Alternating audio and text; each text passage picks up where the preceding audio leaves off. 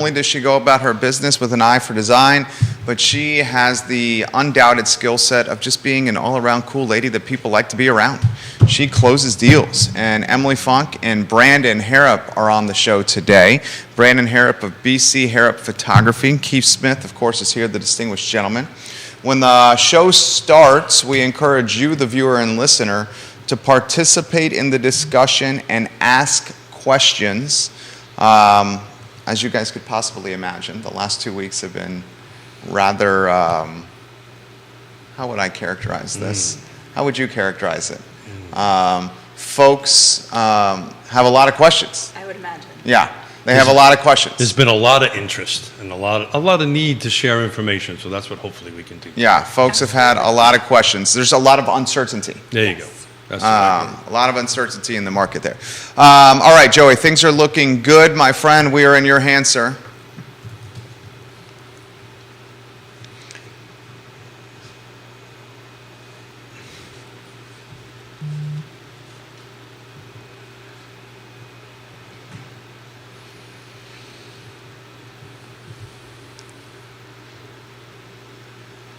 Good Friday morning, guys. My name is Jerry Miller, and welcome to Real Talk with Keith Smith. Thank you kindly for joining us. We are live on the I Love Seville Network, where Charlottesville, Albemarle County, Central Virginia, the Commonwealth, the country, and the world enjoy some coffee and knowledge with us on this program. We're presented by Yes Realty Partners, a name you can count on in real estate in Central Virginia. Yes Realty Partners, find them online. And today's show, I think, is going to have a very unique perspective. We have a talented photographer and Brandon Harrop on the show. We have a designer and realtor of extraordinary proportions, and Emily Funk on the program as well. And of course, we have the star of our show, Keith Smith. Joey Rifkin has done just a bang-up job all week long as the director of this network. Quite impressed with JR. Joey, if we can go to the studio camera and then the four-shot, and we welcome our panel of experts. My friends, how are you? Good Friday morning to you all. Good morning. Hey. Brandon, why don't we start with you, my friend? First time on the I Love Seville Network, Sure your first is. rodeo. Yes, sir. Introduce yourself to everybody watching the program. My name is Brandon Harrop. Like Jerry said, I've been doing photography, started about 10 years ago, but it wasn't until about 4 years ago it really became a full-time gig for me. And actually, I made a note the first time I worked for Keith Smith here was June 18th, 2019. That was Mrs. Smith you worked for. Well, technically, yeah. And, you know, I do 95% real estate photography. Keeps me very busy. Got a wife and 3 kids at home, and well, hopefully school right now. But, yeah, it's kind of the gist of it. Fantastic. How'd you meet the fabulous Better 7/8, Yona Smith? I was introduced by, I believe it was Megan Perry. Oh, yeah. Yeah. Megan Perry's fantastic. Yeah, she She's come on hooked the us show. up. Yeah.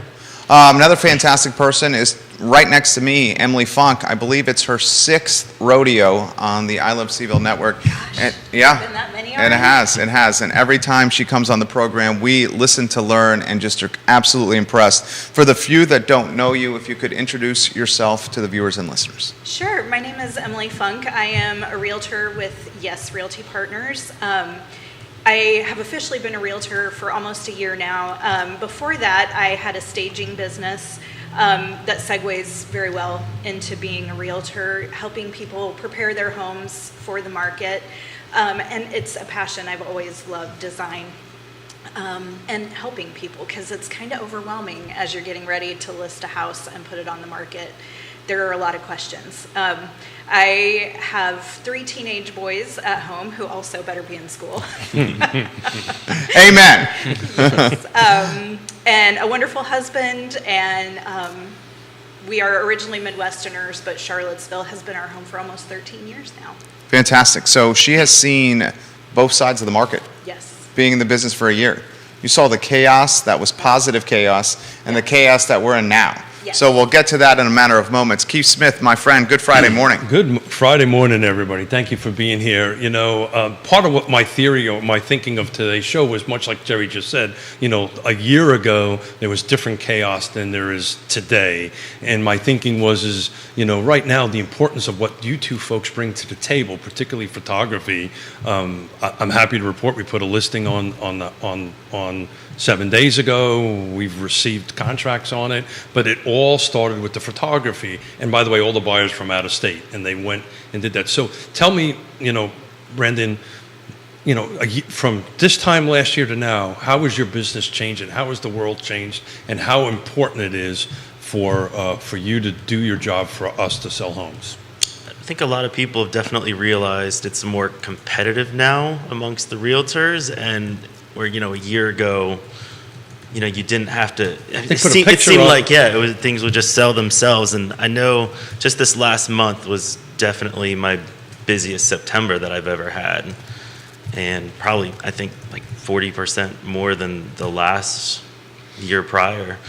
Usually in the spring and summer it's really busy, and it kind of starts to slow down a little bit this time of year. And with So the you're listings, not seeing it slowing down? Not personally, no. So one of the reasons I really wanted to have you here is you're kind of a leading indicator of the market, right? Right. So, because if Emily's going to put a house on the market, she's going to reach out to you 1 or 2 weeks in advance, right, to start working on photography. So we start seeing the inventory. So am I hearing your request for photography is increasing? Yeah, I think I've gotten more calls from people that I think before may have, a certain home and a price point where they would say, well, this home, might not need professional photography. Whereas now I think they, more people are using it for just about everything to try to be more competitive. So that's not necessarily a leading indicator right there. No. What that's called is branding and having to differentiate yourself from competition. Right. That's what you're saying right there. Right. Is that what you're saying? Yeah, I think it's definitely getting a little more competitive. Yeah. Thank you for going there, because about a year ago, people would take pictures on their iPhone, and then that was it, because that's all they needed to do. I think that's what I'm, noticing that I'm seeing less of. Stephanie Rhodes is giving Emily Funk some props. Stephanie Rhodes loves Hi, you. Stephanie. Yeah, we love you too, Stephanie. Interstate Service Company, guys, and a home's best friend, ISC. She says, good morning, everyone, but Good morning. Highlighted you. Oh, good morning, Stephanie. Highlighted you. Everybody Faith loves Stewart is giving Brandon some props right now and saying, Thank hello, you, Faith. Brandon. You got a number of realtors watching here, so your time to shine over here to get some business right now. Emily, my friend, jump in here, the market. How do you characterize today's market? So if we're thinking about it like a pendulum, the last couple of years, the pendulum has very heavily favored sellers. I think we're kind of in a neutral space right now. We're not totally in a buyer's market. We're definitely not in a seller's market anymore. And so it's time for sellers especially to start shifting the way they're thinking about preparing their home for the market. Things are sitting on the market longer than they were, and we're seeing price adjustments, which was unheard of during the height of the market. So getting your house ready, putting in a little extra effort is absolutely going to make a difference now. Well said. Very well said. So I'm going to pivot a little bit. I'm going to put you a little bit on the spot. All right. First-time home buyer, a little nervous. Should I be in the market? Should I not be in the market? Should I buy? Should I sell? Depending on where you're at. So how do you navigate that conversation with folks, Emily? I'm a first-time home buyer. I'm frightened. I'm scared. Should I buy? Should I not buy? Tell me what that conversation looks like to you. Sure. I would say absolutely it's a good time. I mean, you're to there buy. personally, right? Well, in a couple of years we Yeah. will, but we've been down this path many times. Got it. So for a first-time home buyer, I would say yes, now is a good time to buy because there's no indication that it's going to get less expensive to purchase a home.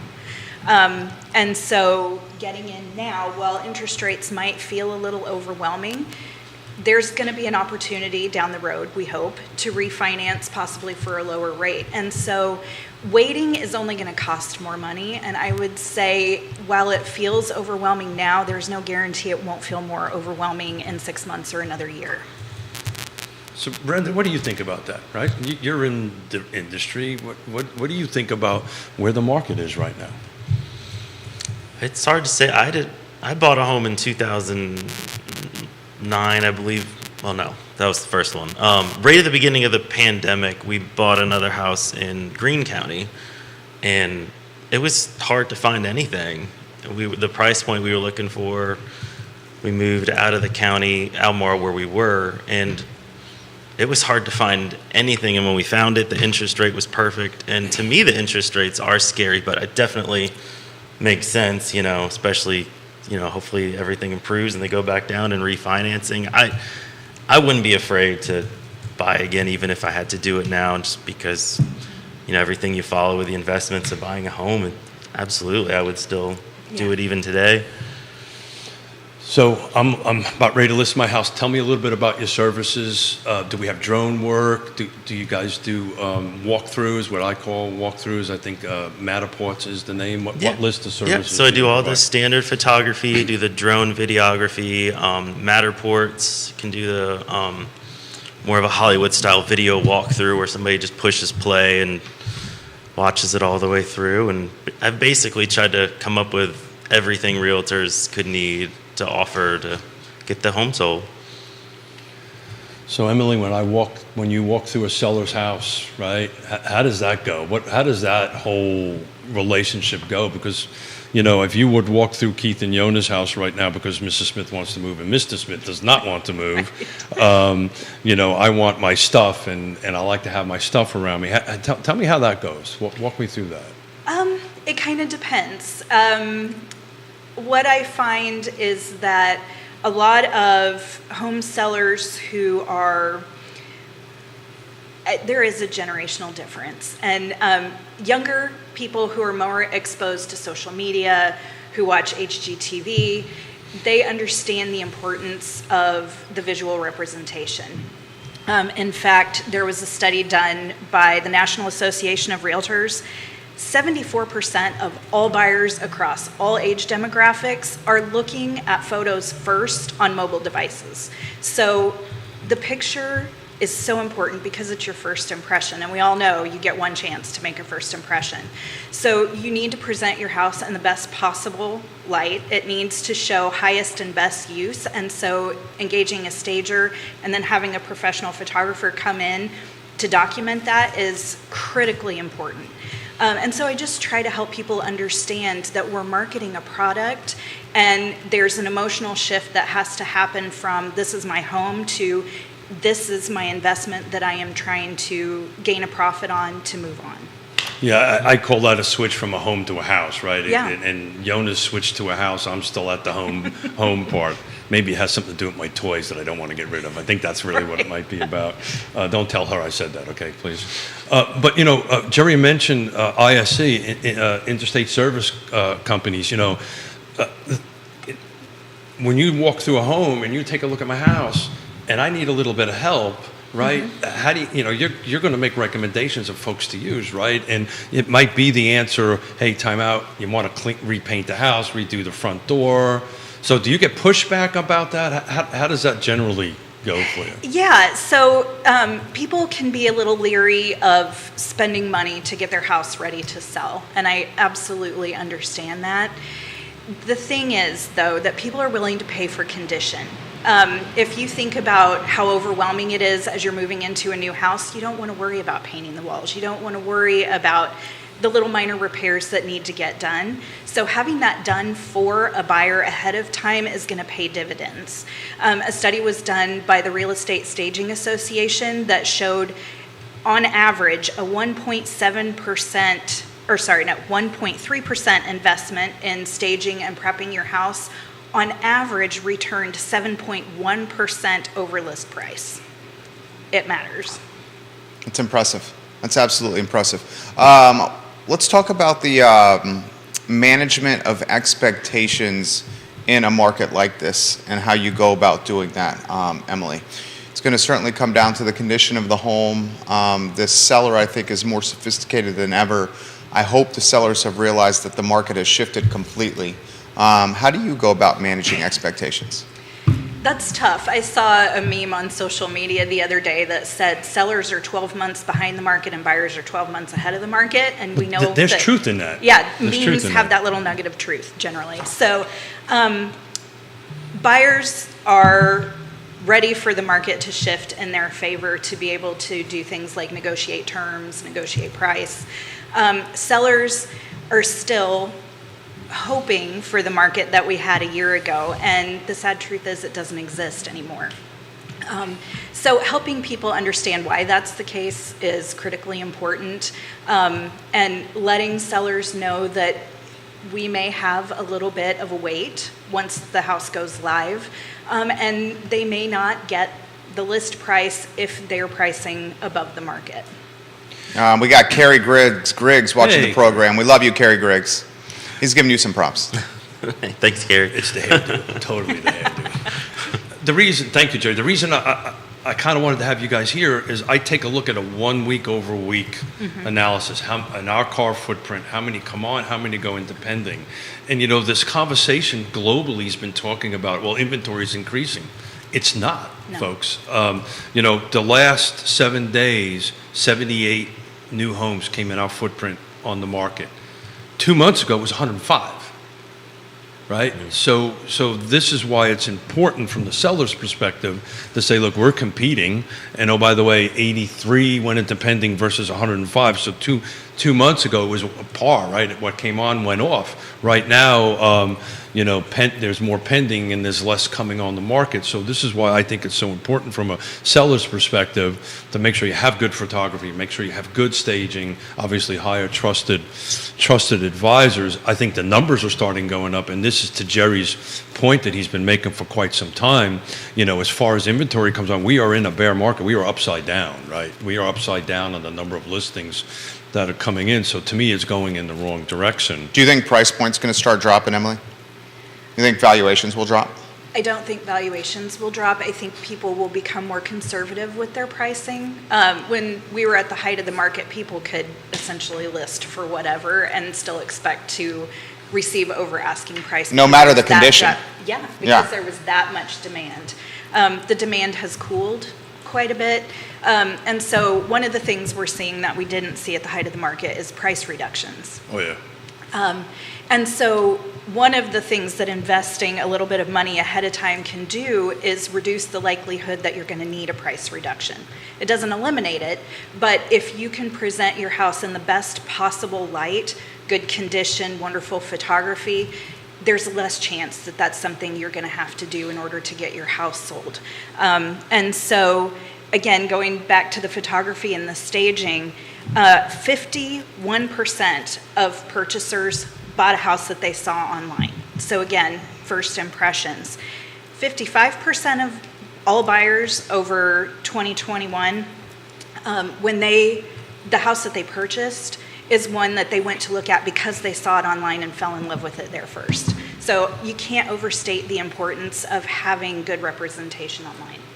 Very well said. Yeah. Very well said. What do you think, Brandon? I think I love it when people hire stagers too. That helps so much. It makes my life so much easier. When even if it's just a consultant that comes in there and helps people, you look at your own home every day. Sometimes it's really good to have someone else come in there and say, well, it's nice, but we should actually hide this away, or change this around. And especially on a vacant home where it's completely empty, sometimes those photos are sometimes some of the most challenging to make look good, because the completely empty rooms can really make making it look good challenging, or the lighting, if there's no furniture for the different lights to hit and things like that. I love it when they have someone, and virtual staging is an option, but even then, you can get people in there because of how good it looked online. It's still really nice to have actual furniture brought in there too. And right, because you're setting expectations with the virtual staging, and then when someone walks into an empty house, there's a little bit of that disappointment factor, like, oh, this isn't what it looked like in the pictures. Right. So just something to consider. Yeah. To put it in perspective, back on the days and stuff, I just pulled up what this week was a year ago. Price changes were 55 today. This last week is actually the same number. Difference was they were going in two different directions, right? This is going down now, that's going up. So you talk to quite a few real estate agents on a daily basis, right? Mm-hmm. So tell me the vibe that you're getting from them. Tell me how they are. Are they scared? Are they nervous? What does that coffee conversation sound like to you? I haven't heard anyone panicking or in a big worry about things.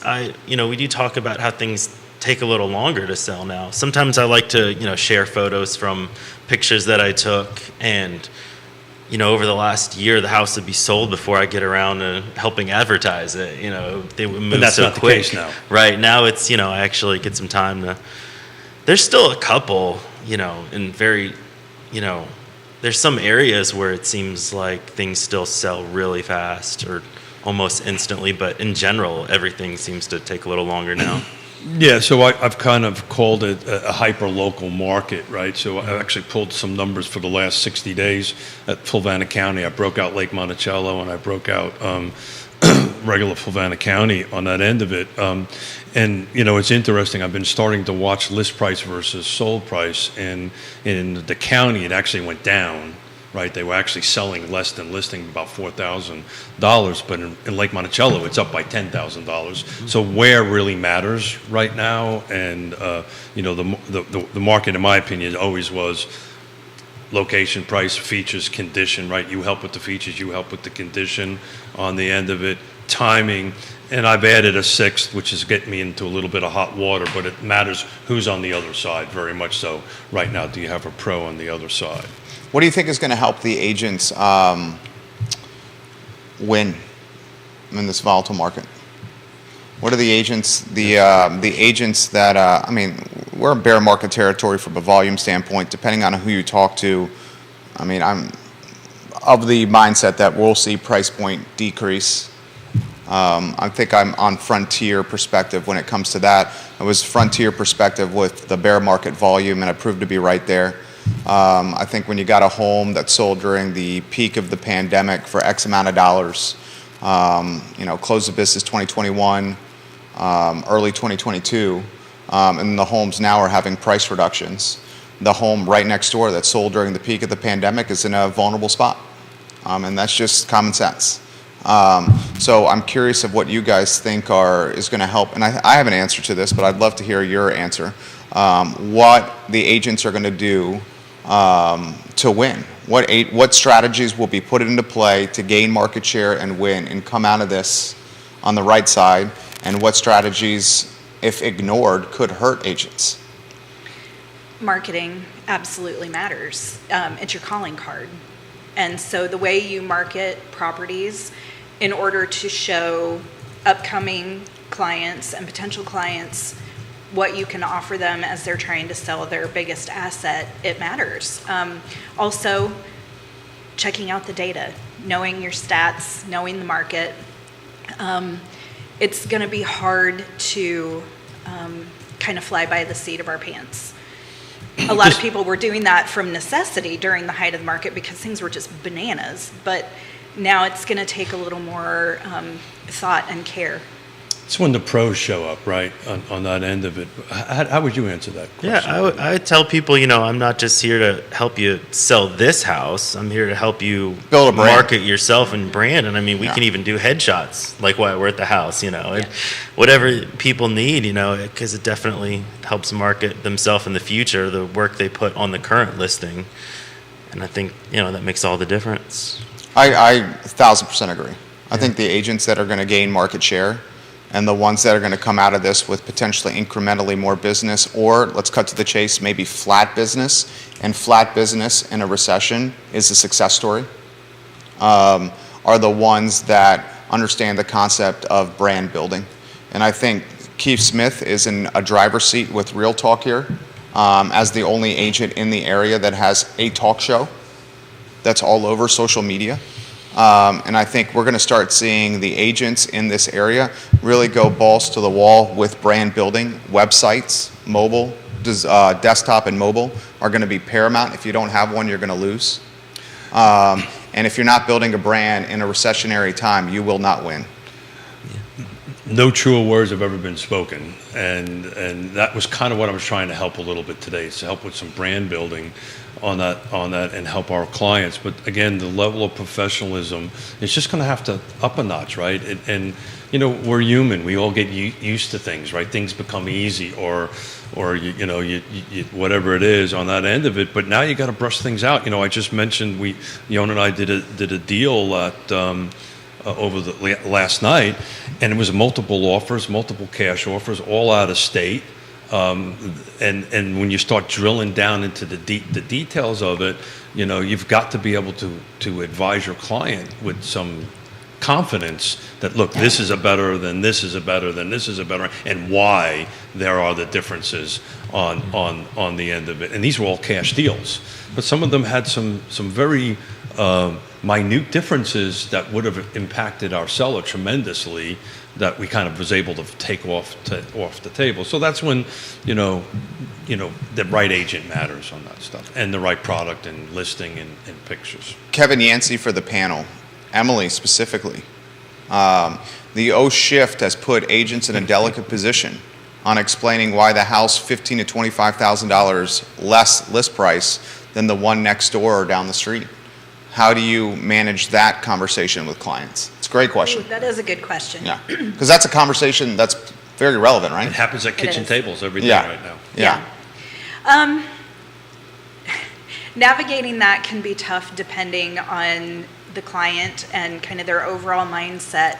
But the thing is, you want to price competitively so that you're not lingering on the market, because the longer you linger, the more likely you're going to have to drop the price even more in order to continue to generate interest. And nobody wants to be in that position. So pricing according to the condition of the house and market indicators right out of the gate is always going to be the best option, even if it's not the same thing as the guy down the street. So this particular house... You want to touch anything on that? No, you're getting a little above mine. Okay, totally get it. I'll take pictures for you. Yeah, totally get it. Take Totally pictures get for it. Great answer from Emily. So you're honest. Yeah. You're straightforward. Why wouldn't you be? Yeah, right. Yeah. And otherwise it'll come back to you, right? Yeah. Right? So why is the house sitting? So this home we just sold, we had that conversation around the kitchen table. It was an uncomfortable conversation. They had, the seller had a different number in their head based on conversations with other folks, and we said, no, this is where the market is today.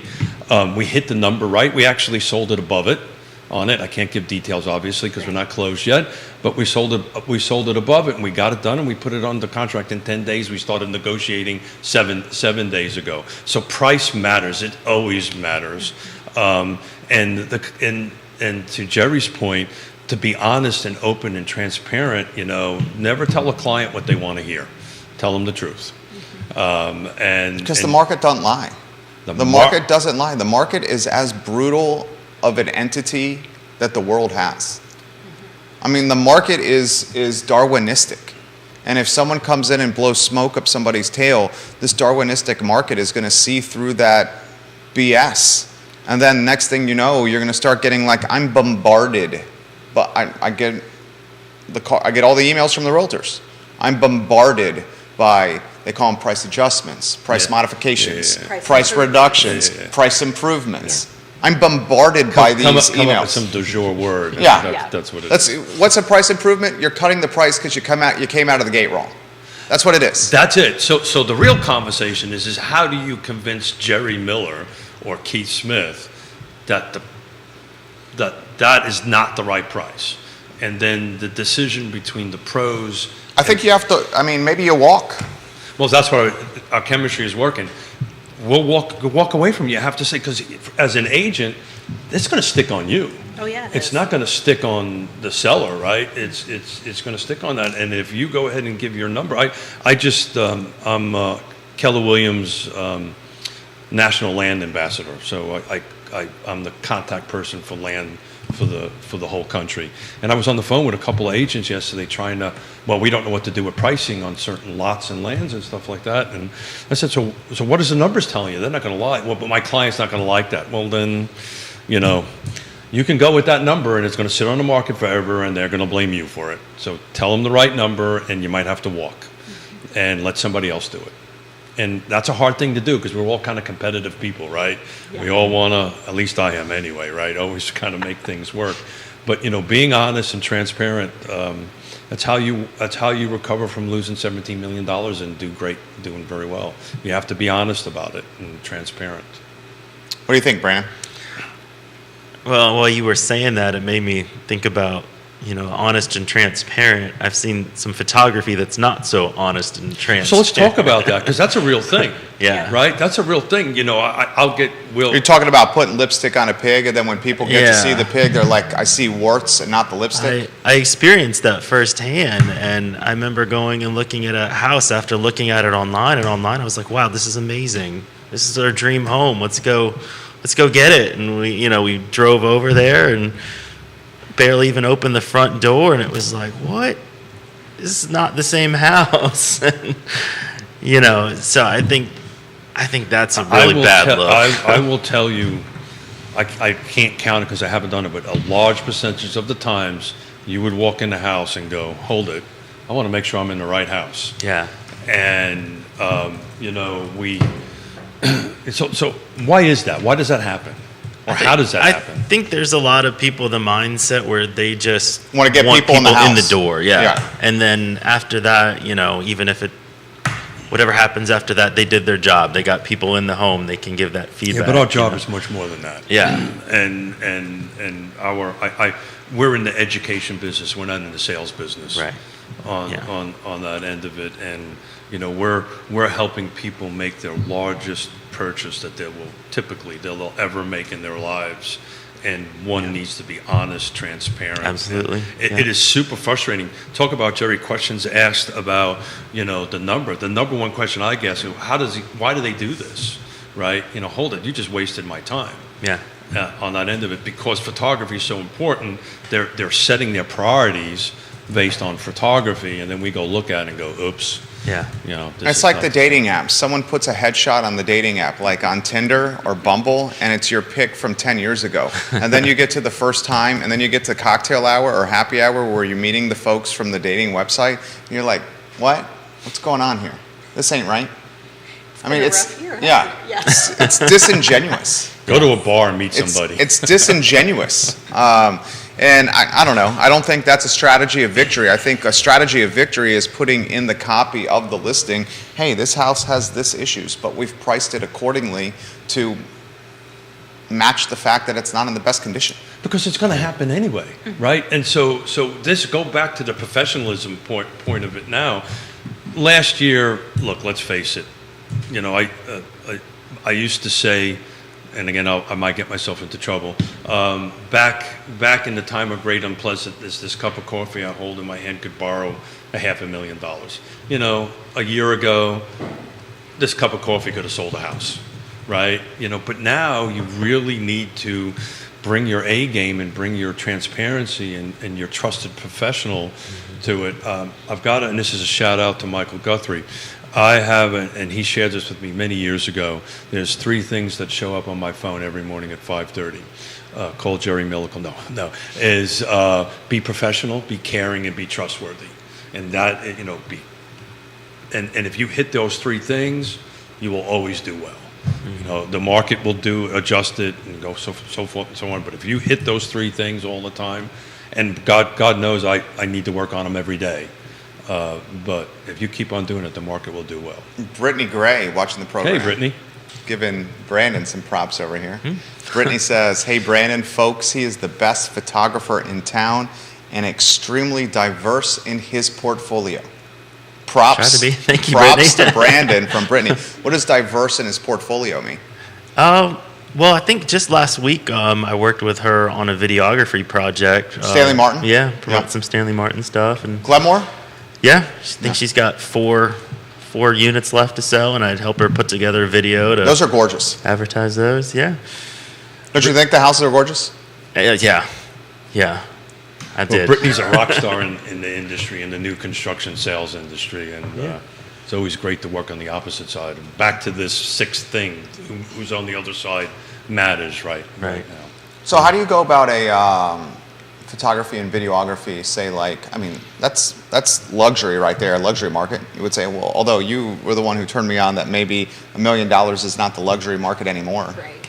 And that really resonated with me. I would think in Brittany, you can jump in with some perspective here. The houses that we're referring to in Glenmore, I think are probably in the upper 8s and 9s. Brittany would have to tell you that one. I believe that's what the price range is. How do you go about your business or the strategy of branding a house with a home that's, say, like luxury market and above versus a home that's like maybe first-time home buyer?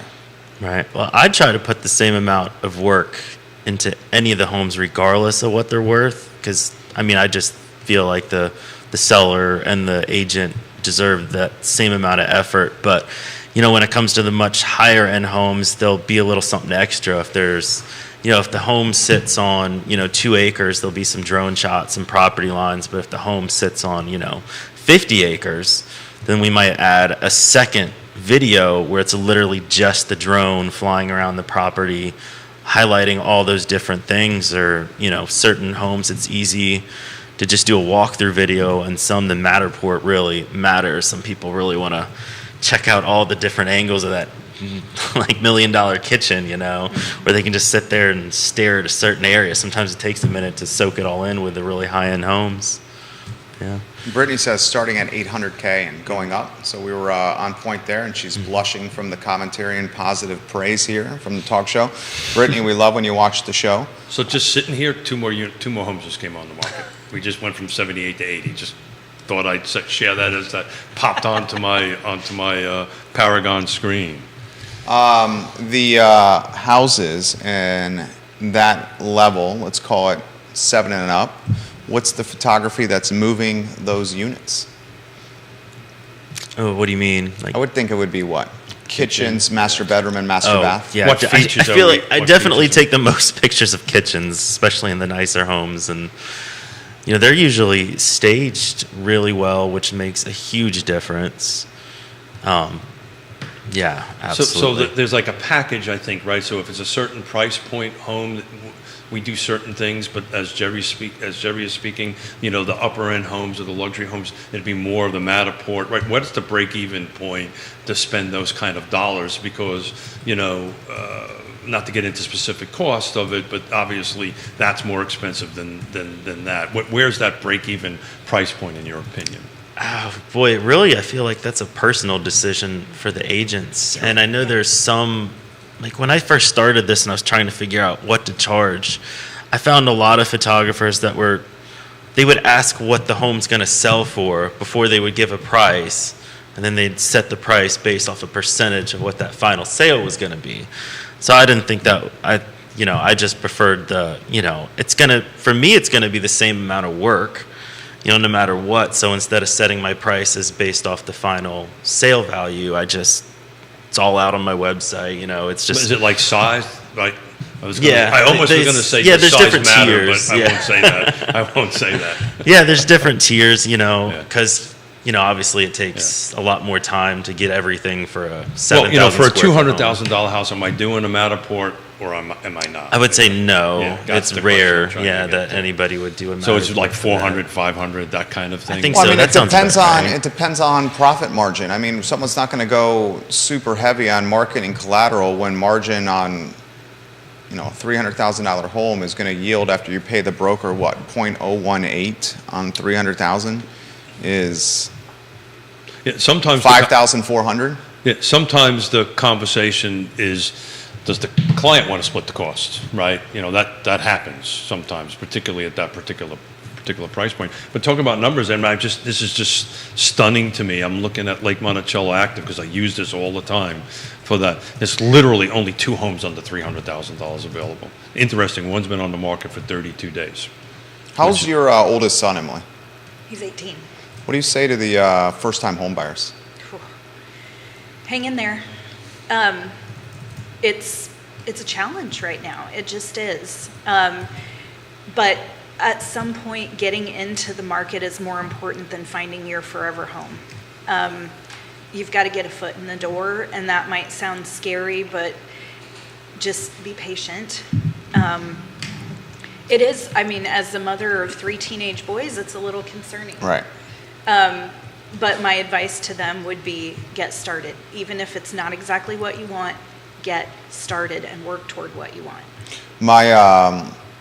So Kevin Yancey is bringing that point up. He basically said even in the Augusta-Waynesboro area, new construction is starting with a 3 in front of it. So he's like empathetic he's offering empathy and sympathy to the first-time homebuyer, he also put on the feed, and Kevin, we're going to do a similar approach here with his daughter. She's had a credit card since she was 11, and it sounds crazy, but it's to build credit. So like she's had like positive credit history being built since she was at a young age. We're going to do the same thing with our sons, where it's like, now the credit card's going to stay in our possession, obviously. It's not going to over there, but they're going to be buying stuff, like putting on credit, pay it off, and then credit builds in their name. So when they come out of the gates ready to rock and roll, they got a score that's awesome. Yeah. I learned the hard way because I just paid cash for everything for so long, even through college, even after college. And then I went to go to try to buy a spot. It wasn't bad credit, it was no credit. They're like, dude, you have no credit score here. Go get a few lines of credit, rack up some debt. Literally said that. They even said float the debt where you're not paying it off, because you get a higher credit score when you're carrying some debt month to month, so the credit card companies can make some money off you and then pay it off. And it worked. It happened quickly, but still. So that could be a little life hack for the viewers and listeners out there. What's your take here? Just as not a photographer, but just as like a human being in the area. First-time homebuyer plight. Put that in perspective. Yeah, well, it's funny. You were talking about building credit earlier. It made me think of when I was maybe 13, 14, going into Circuit City and finding a TV I wanted and getting my mom to co-sign on like a line of credit to get it. And it's funny because that really helped a lot. Like, it was weird. It started building credit even then, and small car. I mean, I don't know. I think my first car was like $500, but it follows you. It really does. And then just never miss those payments. It doesn't matter what it is. So for Kevin, while you were speaking, I just pulled new construction in Augusta County, active, what's available. It's a scary number, 404. 404 is the median for detached. Would you believe 405 for attached? But they're attached in Augusta County are really duplexes. They're not townhomes on that end of it. But new construction in Augusta County is north of $400,000. That's insane. Well, the builders can't build in Charlottesville and Albemarle because the dirt's so expensive. That's where they're going. So they're sprinting to Augusta and Waynesboro. And as they sprint to Augusta and Waynesboro, the buyers are following, and it's driving up price point.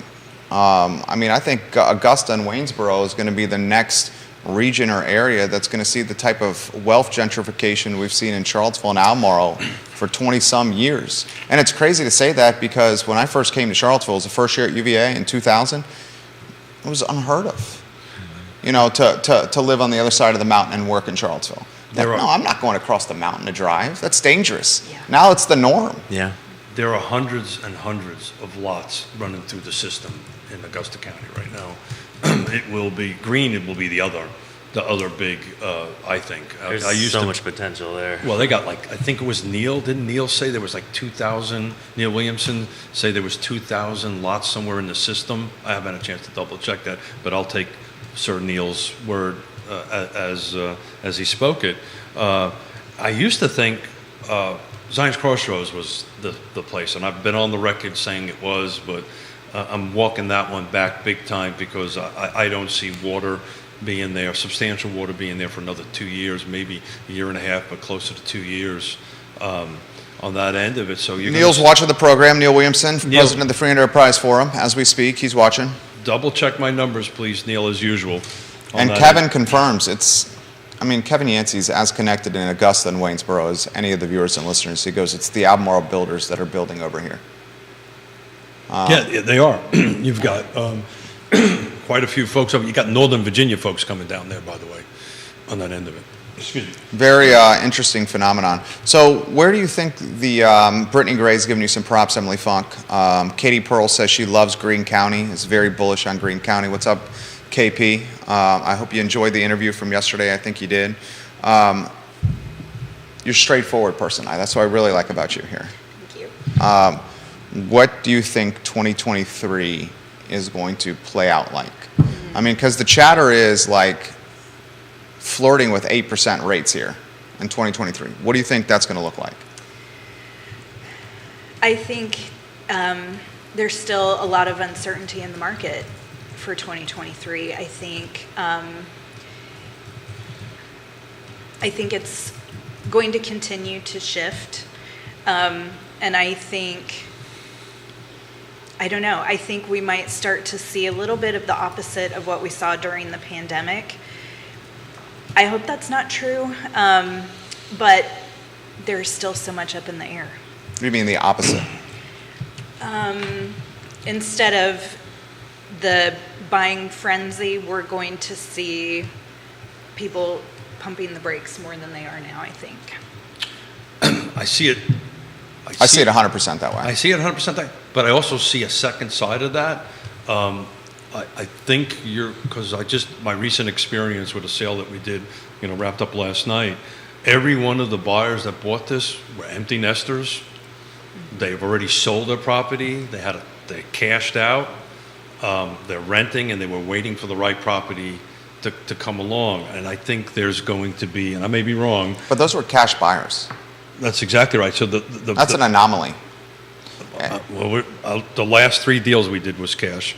And the reason I bring that up is because if you have an interest rate of 4.5% or below, and you have a house, like, why are you going to sell your house now?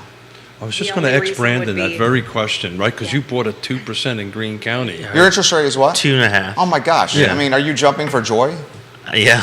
Right? I mean, don't you feel fortunate? What's that? Don't you feel fortunate? Oh, yeah. And it was like a luck crapshoot, right? Yeah. That's what I'm saying. It's like, it wasn't skill. I mean, maybe it was some timing that you knew that these rates were low, but like, mine's 4. And it's like, it's like, I feel fortunate. Yeah. It's not like we had like a crystal ball or anything. That's just what it was. It's like you said. I think me and my wife were talking. Every once in a while I go into some of these homes and I'm like, I think we should move into that one. but That's the problem of being a photographer. And then you figure out what the interest rate is and the monthly payment. Yeah, and then you sit back and I'm like, never mind. So to go back to the point I was trying to make is I think you're going to start seeing generational differences, right, Yeah. on that end of it, and it's one of the reasons I put so much time and energy in the land trust that I do is to try to help that buyer, and we have 3 more units left, and after that we've sold 23 this year. We'll close on 23 this year. We only have 3 more left at the 225 mark, and I'm desperate to figure out where else we can go, so we can at least try to help that buyer.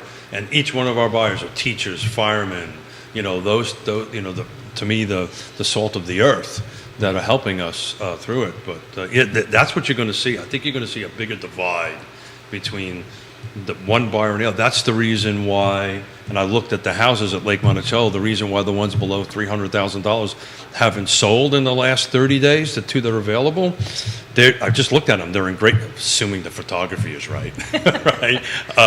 Pictures look good and all that stuff. The problem is the buyer can't afford it. That's 7 or 8%. They can't afford it. What's the meme that's going around? It's like the shot of the front of the house side by side, and like the house in like 2020, and then the house now, and it's like this house in 2020, the mortgage payment was like, say, $1,500 a month, and then this house in 2022, the mortgage payment is like $3,100 a month, and then this house in 2020, the purchase price was like $300K.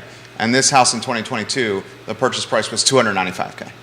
Like, have you seen that meme floating around? I haven't seen that. The interwebs. What's your take on the comments coming in on foreclosures, Emily? There are a lot of people in the real estate world who don't feel like we're going to have a huge number of those because there was a lot of cash in the system as people were purchasing these homes. Even if it was over asking price and the price was high, there was a lot of cash in the system, the interest rates are low, and so payments are not out of control. So a lot of folks who have been in this industry for a long time are not really anticipating that that's going to become a thing. Yeah, it's good. It has gone up and it will go up. But you have to put it into perspective, right? 10 years ago it was 3 million. Now it's $500,000 or it's going to be 50,000 or something like that. That's in some sort of number. So the numbers are different, but the numbers are growing. Last year was like none. Now it's this. I think the difference is going to be is the lenders are going to say you need to sell your house, right? versus the last time there was no buyers. They sure as heck do not want their houses back. It's extremely expensive to go through a foreclosure process. And so what'll happen is they'll just get pushed on the market. Lake Monticello, last 60 days, the median sales price was $337,000. Just think about that. Lake Monticello, the median sales price was $337,000. That's not affordable. That, when you work the math, and Jerry's smarter than I am, when you work that math with the 3% down payment, that exceeds the monthly rent amount. Plus your HOA dues. Excuse me? Plus your HOA Plus your dues. HOD, plus your water and sewer, right? Plus your taxes, which will go up. That's another thing that, another trend that I think we should be following, and I'm doing this now with 3 different communities that I'm a part of. HOAs are going to go up 10% year over year. Yeah. Your HOA dues are going to go up 10% because the labor side and the cost of goods side associated with managing your homeowners associations has gone up astronomically. Like, find somebody to work that's going to do stuff. Like, the landscaper's cut is raising rates. In this building here, we're raising them 10%. So it's 10%. We started this the end of last year, the beginning of this year, what I thought was going to impact the real estate market the most, which is inflation. And to Jerry's point, inflation is impacting that. It's interesting, though. I can speak to Lake Monticello rather intimately. They can't raise dues without a vote, but they can do special assessments. So it's really important. They can raise dues up to a certain threshold. We can raise dues in this building and the other communities I'm a part of up to 10% without owner vote.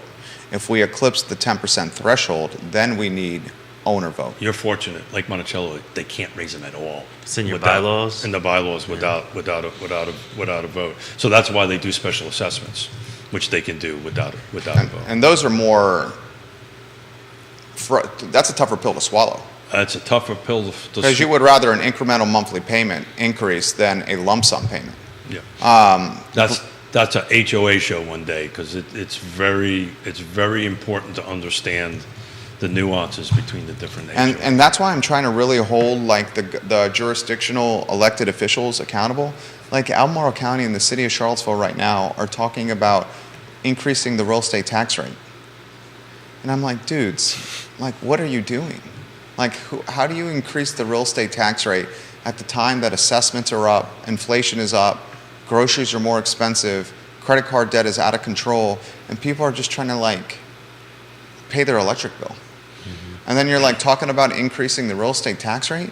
It's, like, so out of touch. And it's, like, the definition of regressive tax tactics and gentrification that's going to impact, like, financial margin. People on the financial margin. I just don't understand it. And I will continue to mention it on shows like this as long as possible about that. Charlottesville's going to raise, folks listening to the program, if you live in the city of Charlottesville, your real estate tax rate is going to go up somewhere between 2 and 4 cents on $100 of owned real estate next year. And your assessments, your appraised assessed value is going to go up, which makes that cash even worse. It's a double hit. I literally had this conversation on my mother's 80th birthday party this weekend about it. They're fixed income, they're in their early 80s, mid 80s on that end of it, and they are paying in Fluvanna County pretty much Albemarle County numbers. Pretty darn close to it. So there's 2 sides to that equation, right? You can. It's going to create more inventory potentially, but do we want to really create more inventory at the cost of elderly or financially margined people unable to stay in their home? Yep, that's a whole can of worms there, and the answer is no, we don't. So to continue to have the conversation openly and publicly is important.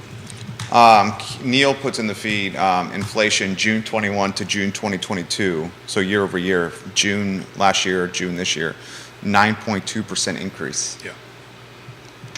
Ay mi madre. That's crazy. That's a lot. That's a lot. That's like you have $100 now, $100 in June of last year, you have $91 now. I don't know. So not knowing this was going to come up, I actually printed out the U.S. inflation historical rate going back to 1955.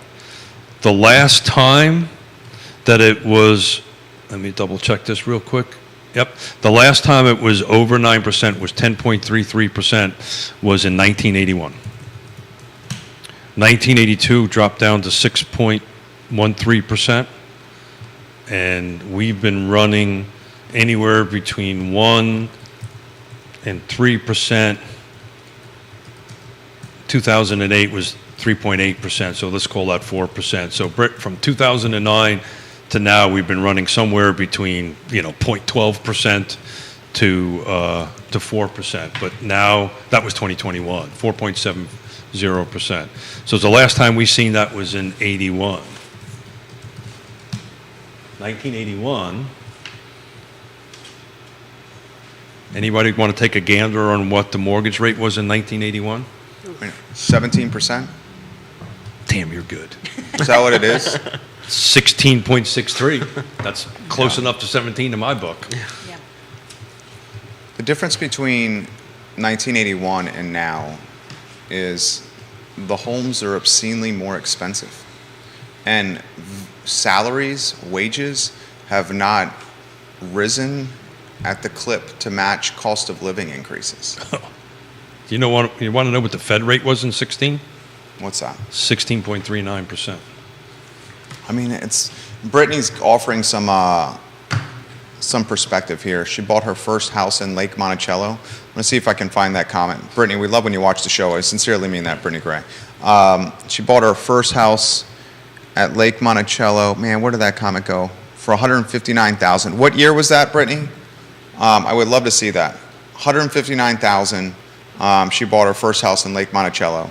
And now the houses are what? Keith, what's the entry price point? So the moment, please. Moment.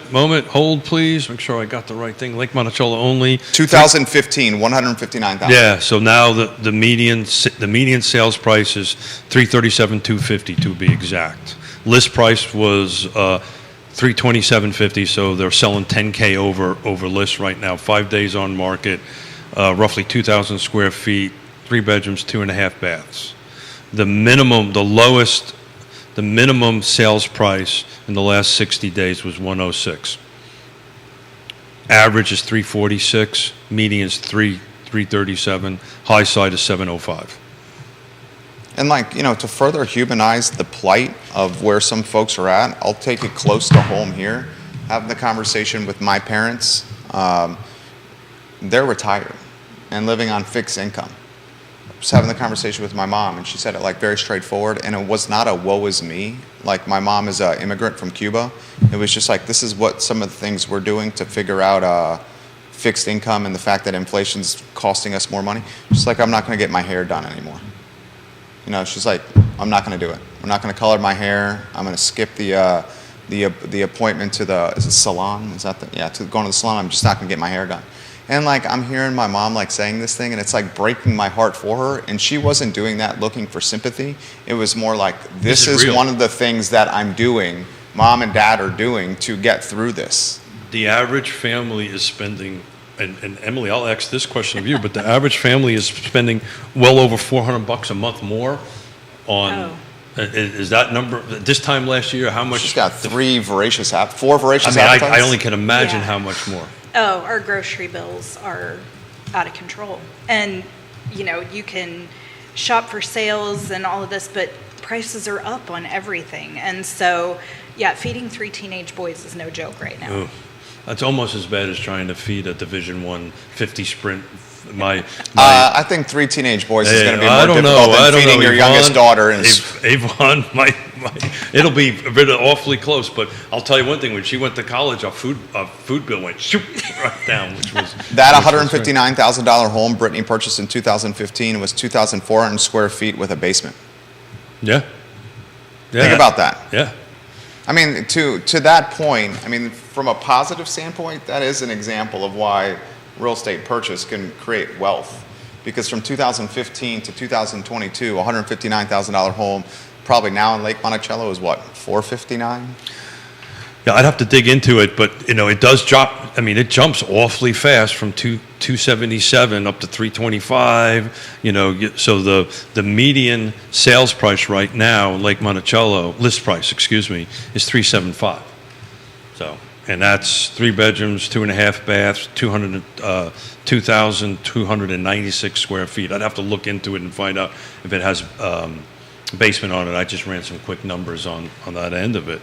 But yeah, so it's interesting, Brittany. First of all, I want to give a shout out to Brittany and Stanley Martin Homes and their team over there, because without them, we would not be helping this affordable housing buyer. They're just huge partners in it, and they stepped up to the plate in a huge way and help us put, like I said, 23 home buyers into homes. We've got a couple more units left, and I'm begging for them, hey, let's do another project. Let's do another project, but together. But without them, we would not have made that magic happen. Melissa Denham is watching the program, and she says UVA Health keeps saying they're paying employees market value. And then she makes the point, does that track when inflation is 9.2% year over year? I mean, that's a good comment. I was part of a regional housing partnership meeting the other day. Neil was there, and there was a great a report that was given in about a rental, on the side of rental end of it. And in order to be successful to get a rental right now, you've got to be making $20 an hour or up, right? And they gave a presentation. When you start dropping below that, your chance of actually successfully getting a rental unit drops dramatically. I think it was a 10-to-1 ratio on that end of it. So we got two sides to this equation, right? We're talking about the for sale side, but now also there's the rental side. And a little bit something, again, to play off of Stanley Martin and some help. There is a project in Fluvanna County where they just actually getting ready to put foundations in the ground, where there's going to be 125 rental units, helping folks making 50 to 60% AMI, which is a huge thing. It won't be ready until next year, but there are some projects along the way that hopefully will help relieve that. Kevin's first home was a 937 square foot, 2-bedroom, 1-bath off Fontaine Avenue. He bought it in 1998 for $83,000, and it sold in 2016 for $250,000. Good for you, brother. $250,000. That's a hell of a return on investment. And I got to emphasize this, and I try to emphasize this as much as possible. Wait till you see the data science school in full force opening, because you're going to have a number of employers come into this area to cherry pick the talent coming from the data science school when it's full force open. Data science is not just the future, it's now, but it's definitely the future. And you're going to have an epicenter, a data science epicenter, like a global epicenter on Ivy Road in the next 18 months or so. And watch what happens with employers cherry picking the talent coming out of there. Well, that goes back to the lack of inventory, right? And go back to this generational buyer, or back to this, have and have not. I don't know how right terminology to use on it. It's only going to get worse, which is going to put more pressure on inventory, much more pressure on everything going. And this is why you need trusted advisors, you need photography, you need staging, you need to go ahead and help our buyers and sellers navigate these interesting times. Well, I'll tell you what, we have some time for some closing thoughts. Emily, how about some perspective for the viewers and listeners that are watching the show? So, as a person that has background in staging, I would say the biggest advantage to hiring a stager, in addition to your realtor, is to have them explain why it matters. There are so many pieces of a real estate transaction that are psychological in nature, where you are working on engaging someone's emotions, because let's face it, a lot of purchases are first an emotional decision, and then people look for reasons to justify that decision.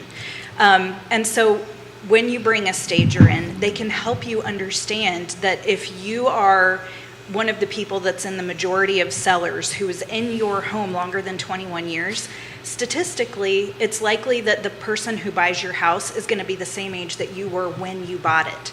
And if there haven't been any updates made. If things haven't changed in your home in those 21 years, you're going to need some help to market it in the best light possible. So even if your house isn't empty, hiring a stager to help you navigate the process of getting your house on the market can pay dividends. It is well worth it. Well said.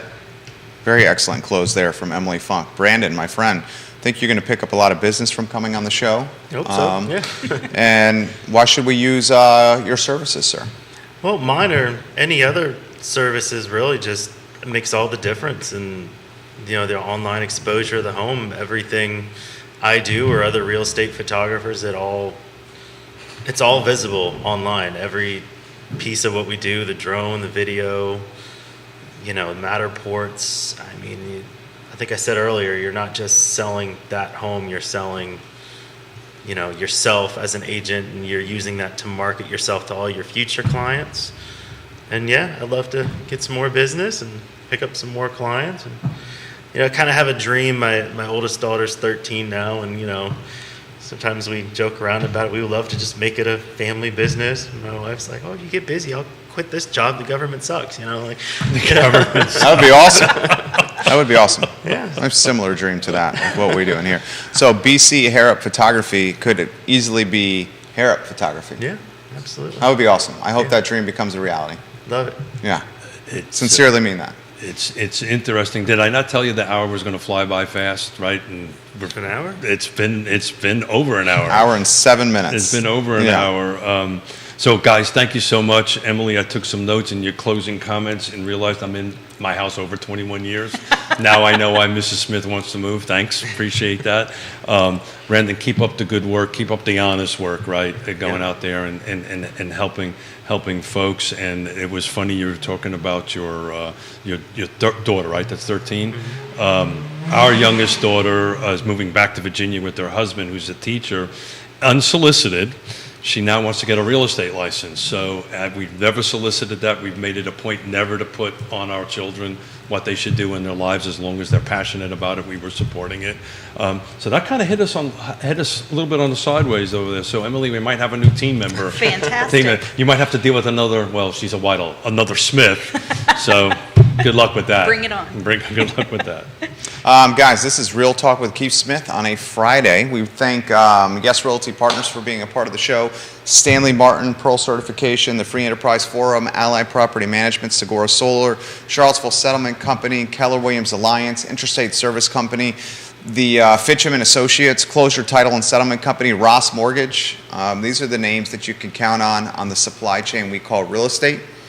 Trust the local businesses in this uncertain market. Those are the Brandon ones that'll is help on you the get team. to the finish line. And BC Harrop Photography, soon to be Harrop Photography. There you go. Well, Soon to be Harrop Photography.